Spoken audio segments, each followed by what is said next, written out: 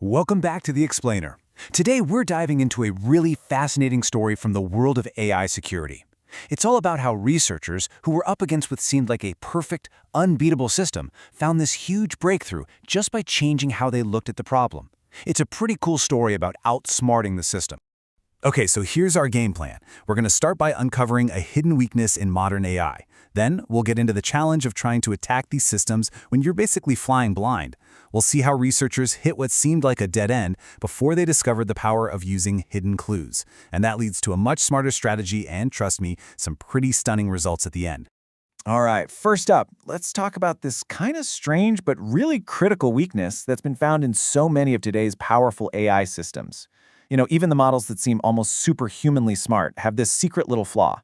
And this flaw is exploited by something called an adversarial example. It's wild. Imagine you take a picture of a panda and you change just a few pixels, so few that you or I would never notice, and suddenly a top-of-the-line AI is totally convinced it's looking at a gibbon. It's crazy. And these examples show that these AIs can be surprisingly fragile. So creating these tricky images is one thing. But the real trick, the real challenge, is when you have to do it completely in the dark, when you have no clue how the AI you're trying to fool actually works. This is what's known as the black box problem. To really get the difference, think about it like this.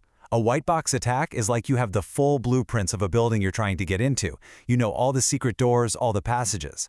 But a black box attack? That's like being dropped outside the building, completely blindfolded, with no map. The only thing you can do is poke around and just see what happens.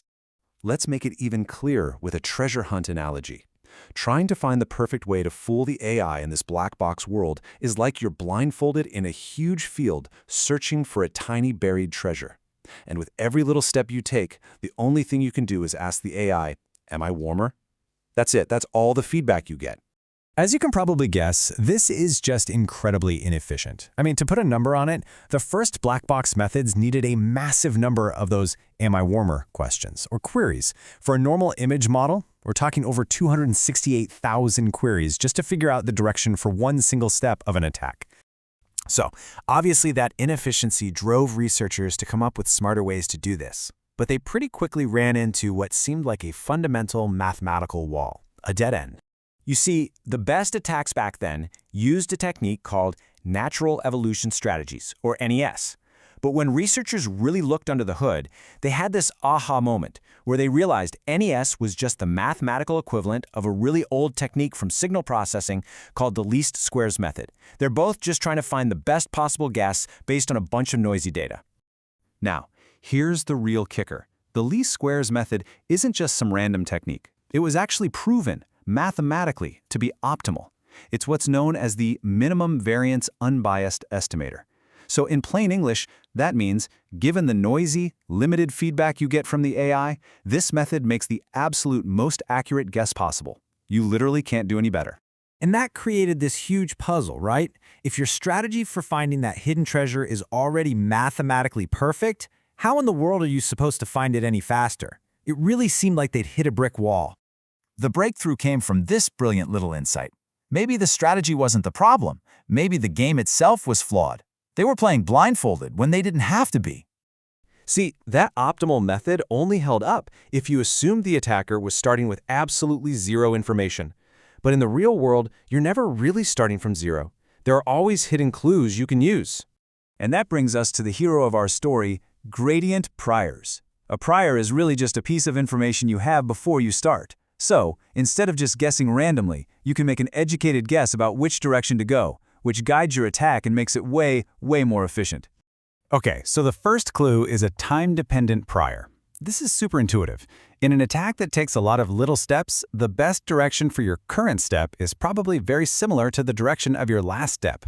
It's just common sense, right? If you took a step to the east and the treasure hunt oracle said warmer, your next best guess is probably also somewhere to the east.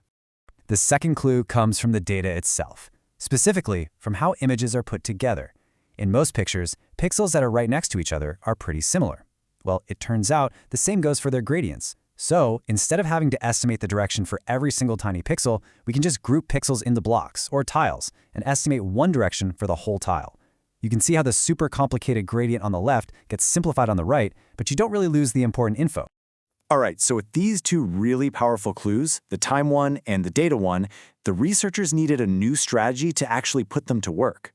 So they turned to this framework called Bandit optimization, which is just perfect for this. Here's how it works.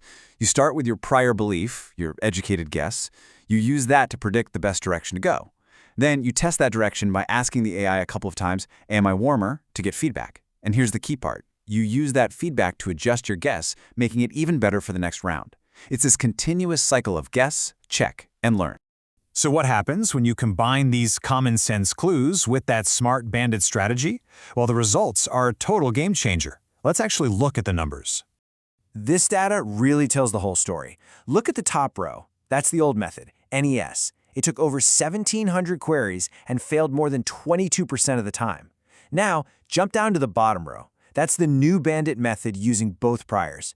The average queries dropped to just over 1,000, and look at that failure rate. It plummets from 22% all the way down to just 4.6%. And this next chart is even more telling.